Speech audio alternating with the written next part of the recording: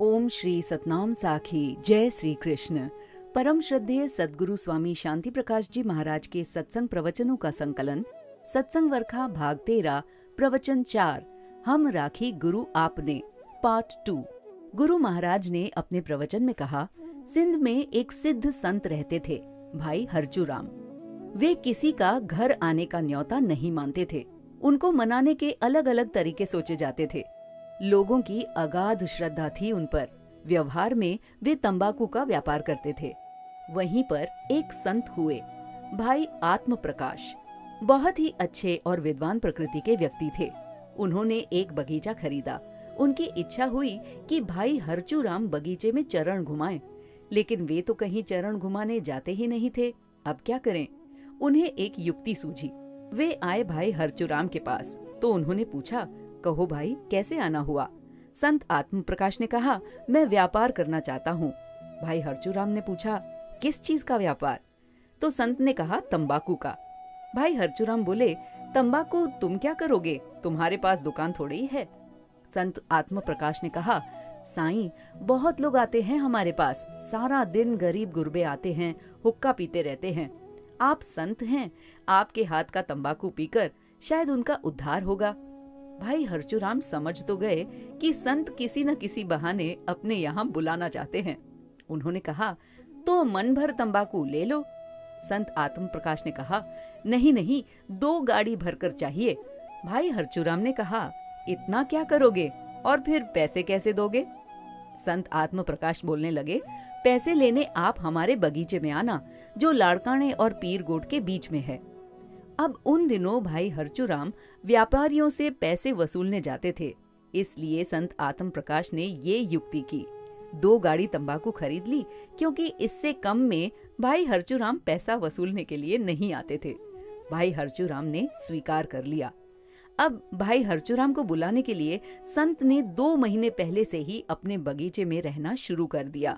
भाई हरचूराम के चरण उनके बगीचे में पड़े, इसलिए उन्होंने अपना ठिकाना ही बदल दिया। बगीचे में रहने लगे तथा वहां सुबह शाम सत्संग करते। उन दिनों लोगों में ऐसी श्रद्धा हुआ करती थी। संत आत्म प्रकाश ने कहा, बाबा, आप कब आओगे हमारे बगीचे पर? भाई हरचूराम ने कहा, जब मेरी इच्छा होगी।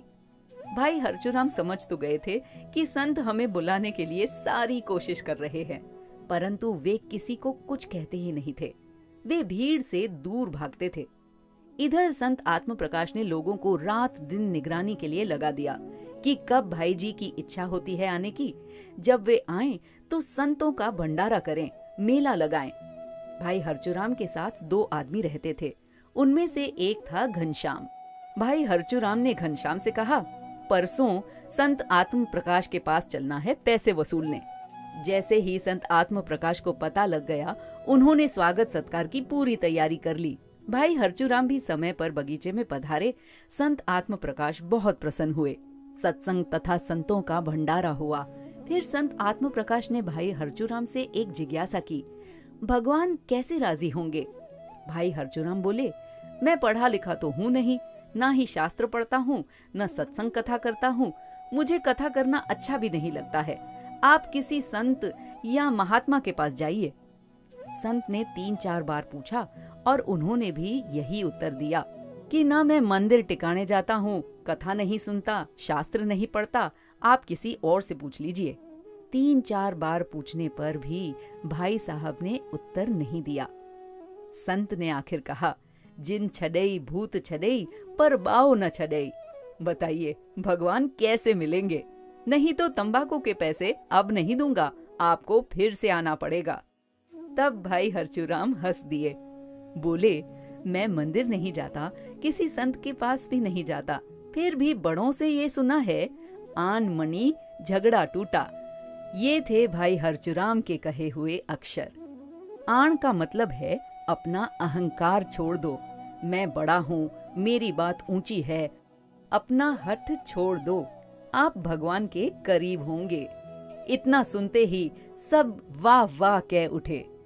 उसी दिन संत आत्म प्रकाश सब कुछ छोड़ भगवान के भजन में लग गए। तभी महाराज जी फरमाते हैं, संत का दर्शन करने से व्यक्ति की रूह, तबीयत, चाल चलन, व्यवहार सभी कुछ बदल जाता है। बोलिए सतगुरुदेव भगवान की जय।